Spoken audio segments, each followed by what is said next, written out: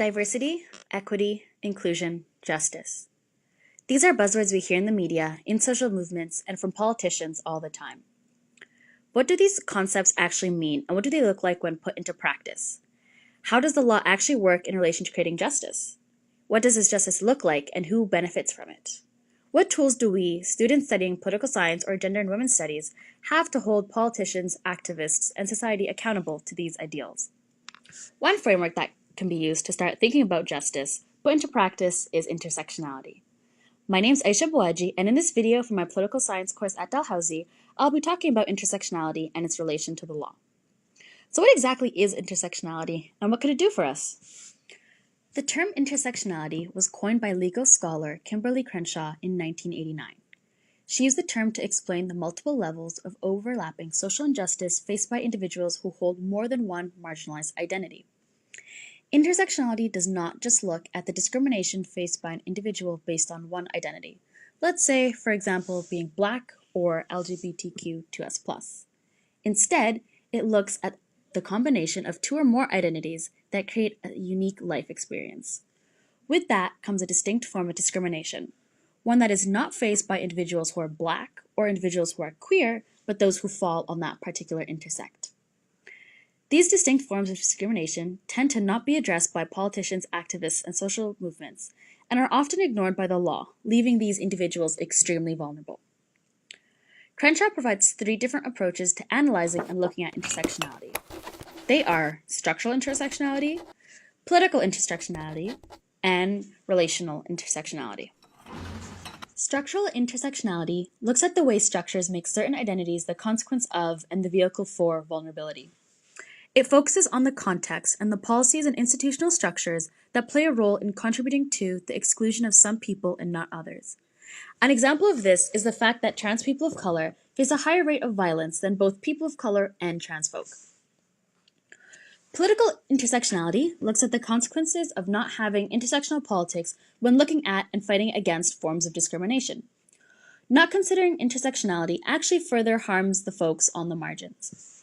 Advocating for a dominant group is often done at the expense of the marginalized.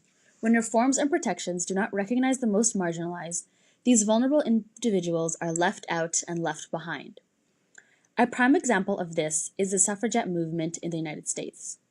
Sojourner Truth's speech, Ain't I a Woman, points out the harms that occur when the intersectional experiences of an individual, in this case, Black women, are ignored for the benefit of white women, the dominant group.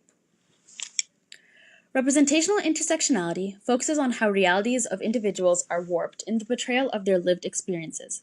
This can be seen in the media, academia, and popular culture, historically and in the present day. For example, the relationship between gender presentation and sex body as a communication system facilitates and justifies sexual violence against women, as well as promotes and justifies racial oppression. People live multidimensional lives and can have multiple overlapping identities. These identities can intersect in numerous ways, and the social dynamics of each come together to create a unique experience of racism, sexism, misogyny, ableism, homophobia, transphobia, xenophobia, and much more.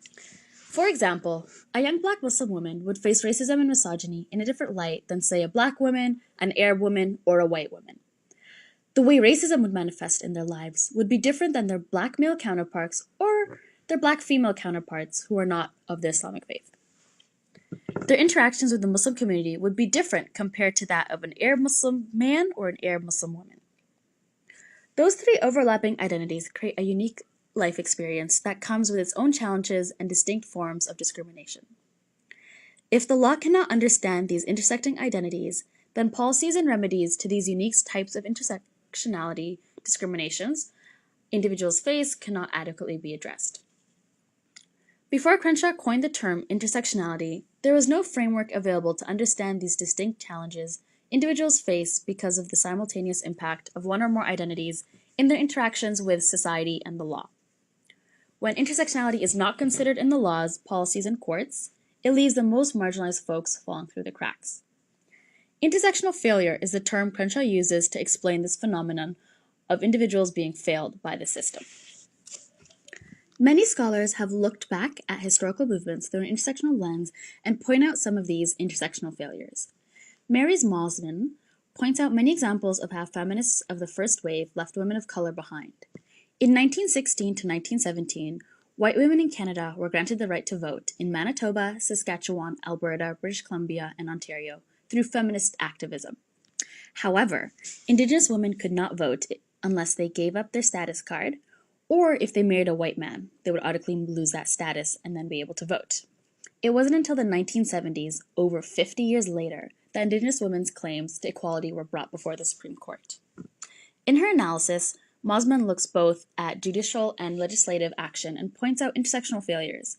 For example, access to education, representation, and other resources continually diminish as more intersections of identities come into play. Intersectionality and what it requires from the law can draw parallels from the argument of substantive equality over formal equality. In fact, in second-wave feminism, the idea of treatment as equals came into play, requiring courts to take account of women's differences both biologically and economically when applying the law.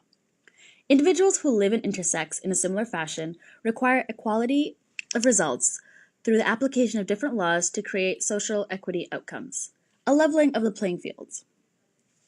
It was during the end of the second feminist wave and into the third that advocates began to understand the women's experiences vary, depending on the different circumstances they live in, and that legal theories need to take into account these economic, social, and political factors. In the contemporary practice of law, an intersectional approach to human rights complaints and equity is recognized as a way to remedy and unpack the multiple grounds a case can be brought forward on. In 2001, the Ontario Human Rights Commission published a discussion paper demonstrating the emergence of an intersectional approach, as well as the ways it has been applied in past cases and the benefits it has brought to addressing specific intersectional issues.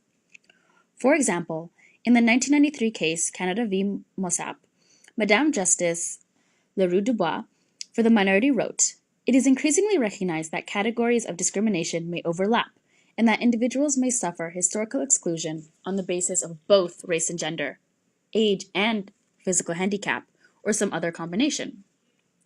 Categorizing such discrimination as primarily racially oriented or primarily gender oriented misconceives the reality of discrimination as it is experienced by individuals."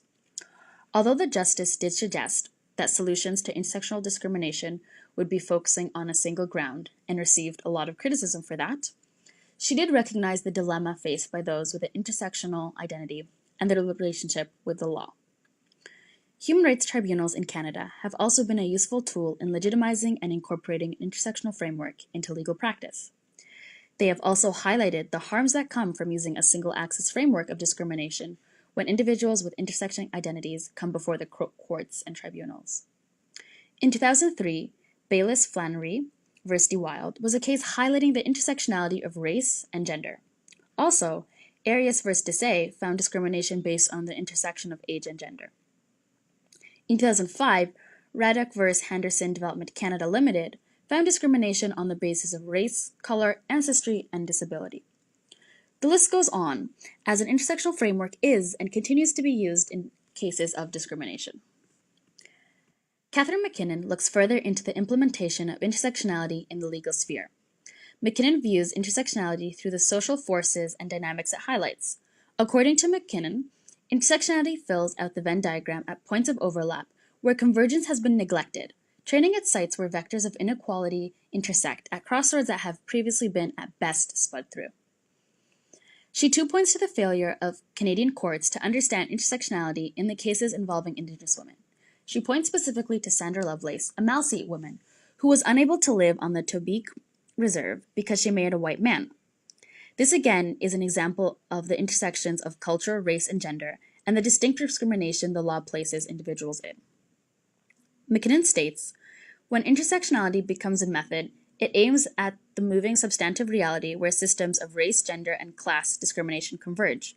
The conventional framework fails to recognize the dynamics of status and the power hierarchies that create them, reifying sex and race not only along a single axis, but also as compartments that ignore the social focuses of power that rank and define them relationally within and without."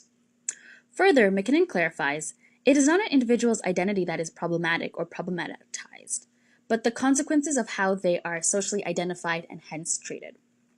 McKinnon believes that intersectionality and its application will ultimately change the way people think, not just about inequality, but the intricacies of individual realities and lived experiences in conjunctions to the way they face that discrimination. So what does an intersectional framework look like in practice? According to Susan Goldberg, there are 4 ways in which intersectionality has been brought to the forefront of social movements and reform advocacy. The first is through legitimization. This is done by social movement leaders, influential activists, prominent lawyers or legal professionals, and the courts, supporting the claims and realities of marginalized identities. Basically, lending a platform for and bringing attention to these issues on a greater scale. Civil rights alliances is another method. This in practice is done by advocacy groups and NGOs, providing support or developing civil rights protection doctrines in cases where their own constituents are not the ones benefiting from it. A third practice is through mutual interest advocacy. Advocacy groups and NGOs get involved in a case of a different identity group because of the impact and effect it will also have on their own constituents. One implementation of this is through submitting amicus curiae briefs to courts to support the case being made. Another practice is creating advocacy partnerships between overlapping identity groups. Because the legal status of one is deeply entrenched in the other, it makes sense to create alliances and bringing cases together before the court to further both groups' interests. To further elucidate these points, we'll be looking at a case study by Sunny Wan in our article, White Sexual Imperialism, A Theory of Asian Feminist Jurisprudence. Wan demonstrates the intersectionality between sexual and racial inequalities through the theory of white sexual imperialism. What is white sexual imperialism, and what does it have to do with intersectionality? Wan defines white sexual imperialism as the history of Western political, military, and economic domination of developing nations that compels women of these nations into sexual submission to men. This principle can be applied to define social inequalities when A, the sexual or gender dynamic involves a white male and non-white female, and B, the non-white female is from a culture or community that has been colonized by European nations. This theory, therefore, can be applied to most BIPOC folk, and BIPOC stands for Black, Indigenous, and People of Color. So let's break this down. The history of this principle is rooted in Western society's stereotypes of Asian femmes as hypersexual. It also can be related to the Western imperialism of the East and their views of Orient as the distinct other. For those who do not know, Orientalism is a term coined by the late Edward Said and is defined as Western style for dominating, restructure, and having authority over the Orient. In this context, the sexual conquest of Asian women through sexual assault and their consequential domination is ultimately the conquest of the nation. In her analysis of these incidents, Wan calls for 3 intersectional lenses as necessary to fully understand the impact and significance. Not only sex and racial stereotypes, but also the colonial history is necessary to understand what's really going on. What does this mean in practice? What effects does this have in real life? Women of Asian descent being hypersexualized, seen as exotic and passive, leads to overrepresentation in violent pornography. Research shows that this race-specific pornography can contribute to race-specific sexual violence. When reporting sexual violence, it also leads to these women being more incapable of being raped in the eyes of the law. Other real-world ramifications include the mail-order bride industry and even possible links to overrepresentation in domestic violence cases. McKinnon's dominance theory looks at equality in the terms of distribution of power and plays a role in this analysis. In this case, white men have all the power over Asian women, which have none. This can be seen through racial as well as gender supremacy of white men. A third intersect here is the colonial domination and distribution of power in terms of the West's involvement in Asian countries during and post-colonial times. A prime example of these 3 intersects is the Asian sex tourist industry, which, as people are aware, is very prevalent and dangerous.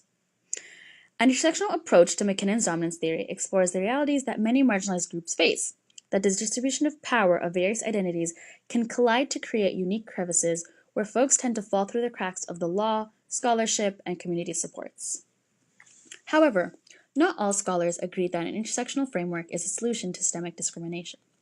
Dean Spade warned social advocates against the use of the law to achieve substantive liberation for marginalized groups. Spade also emphasizes the importance of understanding historical harms and violence perpetrated by the legal system. They point out the paradox of using the same system that has oppressed and continues to oppress marginalized groups as a tool of liberation for others. However, There would be more harm in not utilizing all tools, including the justice system, to further equity for marginalized individuals on an intersectional spectrum. The solution lies in incorporating an intersectional lens when working within the court systems to produce justice for groups who have historically not received it. Intersectionality as a framework provides avenues to understand how the extremely marginalized are falling through the cracks. With this framework in hand, the steps can then be taken to ensure that they too have the legal protections in place to lead an equitable life.